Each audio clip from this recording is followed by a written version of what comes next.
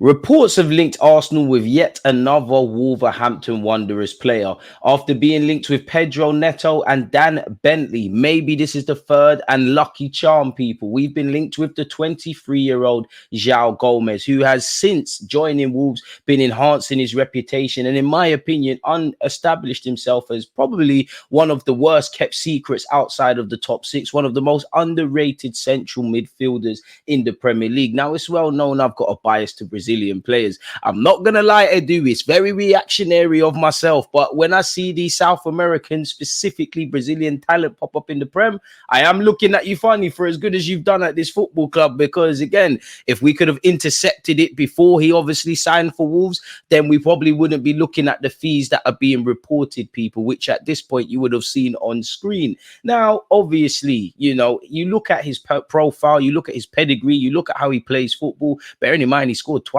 against Spurs, so I'm also going to like you on top of being Brazilian and on top of being a central midfielder. It's well known that I want Arsenal to sign a central midfielder. Yes, I'm here for the Calafiori stuff. I think we need a striker or a winger, but for me, we're not going to get to where we need to until we address the middle of the park. And rumours have gone a bit cold where central midfielder concerned. You know, Coop Miners seems like he's staying at Juventus. Locatelli, it seems that he's going to Juventus. Apologies. The Locatelli deal seems dead. Douglas Luiz, who was forever linked with us, has obviously gone over to Juventus. Mikel Moreno continuously is linked with us. Zuba Mendy, he seems to be having cold feet based on reports. And you know what, banter aside, I have complete faith in Edu and Arteta's ability to recognize and address the middle of the park. You lot know how passionate I am about that, but that's for another day. Let's stay on task, people. As I said, as we know, both Mikel Arteta and Edu must resolve the midfield, if I'm completely honest. Big up Partey, shout out to Jorginho,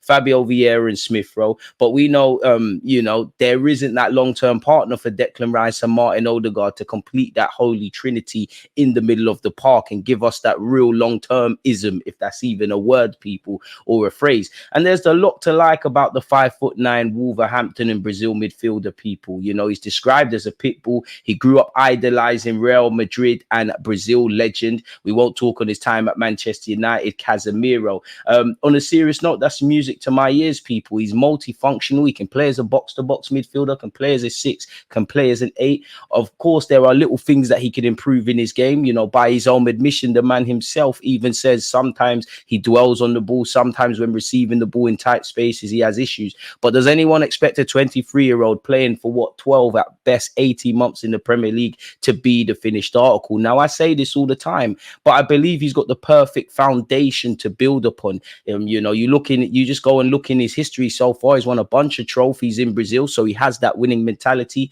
He's adapted to the British way of football. Obviously, if you're described as a pit bull and you have a relentless work ethic and energy, you're aggressive and you play with intensity, you're going to thrive, really. And I think he's got a high technical level. I mean, he's uncompromising. He's commanding. He's not afraid to put his body on the line for the betterment of the team and his teammates. He's firmly an enforcer in midfield, people. And I'm sure if you watch the games against Spurs, against Liverpool, just for Wolves in general, you would have been impressed. Now, tackles aren't everything, and tackles are going to be a bit screwed because, as you know, if you look at Arsenal and Manchester City, for example, I wouldn't say players in those teams are tackling less, but were 9 times out of 10 on the front foot. He's actually second in the Premier League for tackles, only bettered by João Paulinho, who's now just signed for Bayern Munich. So unofficially, he's the best in that. Now, Declan Rice's ball winning skills is amazing, to go with other things, as is Joao Gomes, apologies. You throw in Martin Odegaard, whose qualities wouldn't be described as that, but on the pitch, people don't give Martin Odegaard the credit for the defensive work in terms of the high pressing. So we could have a monster of a midfielder if we do sign him, and we could have a monster of midfield options, if I'm honest with you, assuming we sign Gomez. You have Partey and Jorginho for a year or so. We obviously know how good Declan Rice and Odegaard are as well, people. I really like him, man. He's best known for his spirited output defensively. He's known to set the tone for his teammates, and they're known to follow. Really, again, I think he's very brave. He won't duck out of a 50-50. He's very good at regaining and retaining possession, people, which obviously shows some transferable skills. And he's building on the early reputation he was getting in Brazil. He's enhanced it in Wolves, and it's no surprise that he's continuously linked with the traditional top six. Whether they're able to prize him away from Wolves, as we know, is a completely different thing, people. But we need someone that has the technical level and also has the combative, forceful skills required to impose themselves, not just for Arsenal Football Club, but for Mikel Arteta, game in, game out. Despite being 5'9", what isn't short, people, he is extremely physical, people, you know, and he has got the brains to match people. He seems like he's very attentive to when his teammates are in possession, and he'll take up other positions on the field. He chooses wisely when to press, so that shows some transferable skills for how Arsenal play, people. He'll help out teammates if they need assistance. He's capable of performing the dark arts where necessary. He only seems to go to ground when required, people, which again shows that he's a thinker's man's footballer. I think when you look at him, he's extremely fit. He's got a never say die attitude. He's always fit. He barely gets injuries, people. You know, he's always up for a battle, and teams that Wolves play have to be scared of him, really, in that degree, people, because he is up for the battle, people. The man himself has said, "I'm a person who dedicates myself to the maximum. I always give 100%, whether that's in attack or defense. There'll be days when I play better than others, but I'll always give my best." And I think that when people see that you're giving your all for the benefit of the team, they identify with that. So that shows me that he's also of a growth mindset. He wants to get better. He's got the humility. As we know, it's not just about ability playing for Mikel Arteta's side. It's how you are as a human being and how you'll gel into the group, which is another tick on his box, really. He's a very smart and street smart dribbler. He's got a decent set of pace. He's got decent footwork, good agility, people, fantastic balance. I mean, he's Brazilian. He's got to have that. He's comfortable on the ball. He will carry the ball further up the field, or better yet, dribble when the opportunity presents itself. He's just keen to impose himself across every possible dynamic. And as I said, he's very humble. You know, when you hear the way Gary O'Neill, the Wolves manager, speaks of him, when you hear the way the 23-year-old speaks of himself, he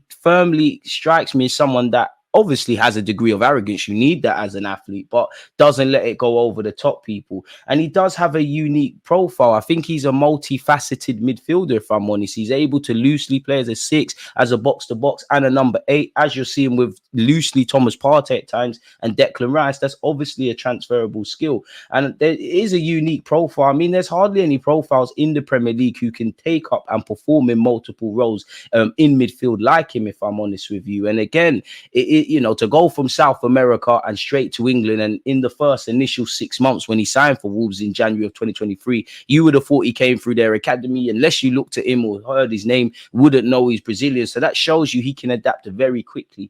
And again, durability. He was very instrumental in Wolves' mid-table finish last season. He played 34 games, people. And as you're seeing once again, there's no surprise that there's emerging interest from the Liverpools, the Spurs, the Man United, the Arsenals. In fact, Spurs, I don't know what you lot on, but yeah, people, we all know Wolves are very good at identifying talent, people. There's been numerous players they've sold over the years. There's been numerous players that have been sought over the years. There's a couple of players at their football club currently, people, and it's no surprise when you look at what he did in his homeland, what he's doing for Wolves. Obviously, he started, you know, all 4 of Brazil's games in the unsuccessful Copa America, people. He has 8 Brazilian caps for what it's worth. Again, not to repeat myself, but he's played a variety of midfield positions in what is a brief career, which again illustrates and further reiterates the flexibility. When you look at last September, people, when Liverpool played Wolves at the Molineux, he was on the right-hand side in a 4-2-3-1 formation. When you look at the reverse fixture, people, he played on the left-hand side in a 3-5-1-1 framework, which shows that he can play multiple roles. He's even played loosely as a number 10 against Nottingham Forest, people. He's also in the top 10% for midfielders in Europe's top 5 leagues last season for tackles. Obviously, a part of that has to be screwed to Wolves because they average around 48.9% of possession. Again, which shows, you know, if offered an ample opportunity for winning the ball, he will show that. And when you look at the ground he covers as well, it's absolutely amazing. The Brazilian is in the 99th, 97th, and 86th percentile for tackles by midfielders in England, France, Germany, Italy, and Spain in the middle, defensive, and attacking thirds, respectively. You know, Gomez also made 0.9 ball recoveries per 90 in the final third. That's the most of any player at Wolves. So there are some transferable skills. You know, you can see how he would fit into Arsenal's system as an individual and as a collective. He can play in a high pressing game. He's got a blank canvas or a semi-blank canvas for Mikel Arteta to craft people. And I think he's on his way to one day being a complete midfielder. I'm not here to say he's this, that, and the third, but, you know, Lyon tried to sign him and their loss is firmly Wolves' gain, people. And by the time I finish this vid, Wolves will have another talent or unknown entity to the casual English footballing fan that will go on to do things. He's a fine ball winner. He's a very good passer and he's quite good in possession. This is the loose sort of things I want to see in a midfielder. In conclusion, though, again, he's drawing interest from a lot of clubs. It's going to cost a lot of money. What Wolves' asking price is, I don't know. He's contracted until 2028. You would imagine Wolves are more likely to sell the Pedro Netos, the El Nouris of this world before they look to let someone that they've just basically had for a year, people, and has made 49 appearances across all comps with 3 goals and assists in the process at the time of making this vid. They're not going to let him go without a fight. But it's fair to say when they do let him go, they're going to make a significant return on the initial 15 million investment, people. You know, again, his talent is amazing. He's strong-hearted. He's tenacious. He's a warrior. Who wouldn't want this at the Emirates? I do think receiving the ball on the half turn, performing in tight spaces, these are question marks / areas he can grow, but he's 23 years of age, people. And once again, when you look through his career, he's won a number of trophies in the short term. And is that not what Arsenal Football Club are looking to do? For what it's worth, I do think we've defo scouted him. I do think there's probably a degree of interest, but it's going to come down to the price tag. And at 23, there's a lot of longevity. I personally, yes, I'm pessimistic for signings generally. I don't think Arsenal will sign him, but for what it's worth and to humour you lot, he's got a yes from me if we were to do it. But that's enough of me, people. Let me know your thoughts on the player and on the individual. You know, is there any points I've missed? Do you think he's the right guy? Do you think he's not the right guy? Let me know if there's any other videos that you want me to make in this kind of style on players. Comment them below. And again, massive respect to you lot, people, because the engagement over the last week or so for my channel has been crazy. So let's keep that up, man. Like, comment, subscribe. God bless you all for listening. Peace.